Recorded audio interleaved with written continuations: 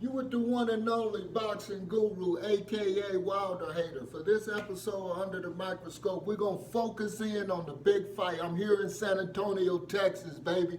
This is my first fight after the pandemic. Later on, I'm gonna go over to the hotel where the fighters are staying at, where the weigh-in is gonna be held at.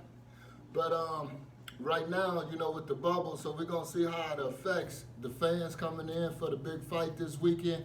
But in this video, we're gonna show how Leo Santa Cruz needs to do to upset Tank Davis, which he's a 7-1 underdog. I heard on certain podcasts and different things like that.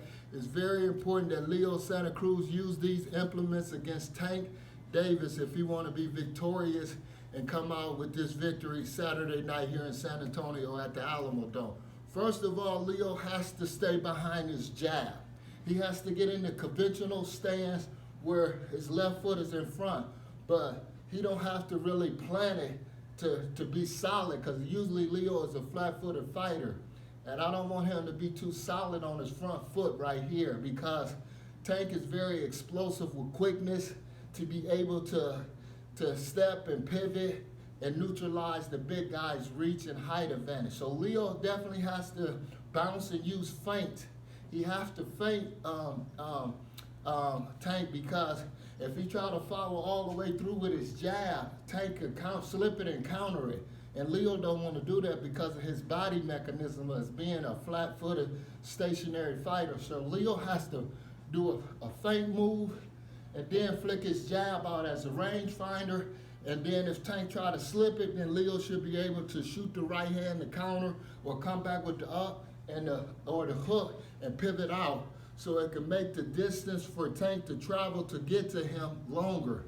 And by then, that'll give Leo enough time to pivot some more or to counter with punches, which Leo is very good and effective at, throwing hundreds of punches around. So it's very critical that Leo establish movement, feints with his jab to try to get Tank's timing, to get Tank to bite on some movement shots, and then he counter with a straight right hand, then a hook, then pivot, so he can keep the angle. So this is very critical in the process of Leo Santa Cruz whooping Tank Davis. So I'm gonna be looking out to see if Leo is using the right game plan during the fight, because I know this is very important as the science of boxing. A tall man against an explosive little man. You have to maintain your distance and angles, and you gotta become more of a aggressive counter puncher, because the counter puncher is, you gonna set him up, the shorter guy, because he got to be the aggressive, but you can counter him into your right hands and hook and be able to spin out.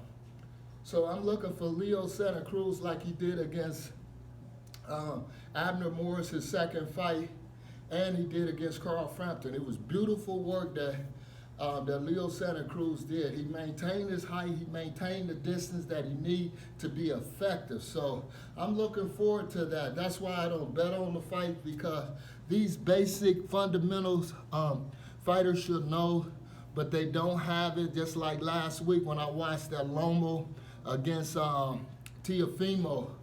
Even though Lomo showed me that he can whoop Teofimo, but he didn't exercise his quickness like Tank has to do Saturday night. You have to make the big guy throw punches. You got to keep your hands up and invite him to throw punches, so when you get inside, you can outwork him as the shorter fighter. And Lomo did that from round 7 to 8. And that's what I'm going to look for Tank Davis to use, that same implement tactic, because of his height and his stature. And plus, Tank is a naturally aggressive type of fighter, so he's definitely going to put that in. So it's very important that Leo feints with his jab and then shoot the right hand, then pivot. He has to give angles to make the distance even longer. So when Tank try to come with his famous left hook, it's going to have to travel not 360 degrees, it's going to be 180 degrees, because that's half of 360. So when you pivot, when Leo pivots like this, the left hand is coming towards his chin. Now you can counter it or step in between Tank, and then you can smother him or tie him up. So watch it carefully again. When Leo feints with the jab, he pivots over here, so when the left hand is coming, because if he try to shoot the right, he can just hit him with a jab. But when he see the left hand, he can counter with a right or step in. I prefer for him to step in because we want to tie up Tank and push him backwards. We don't want Tank to get no leverage if we're going to be successful and defeat these 7-1 odds. So I'm looking I will be looking very important to see if Leo has the right game plan for Saturday night to be victorious.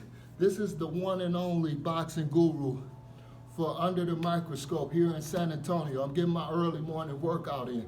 Later on, I'll be heading over to the Marriott River Center where the fighters and the weigh-in stuff going to be held. So I'll check back with you. Over and out.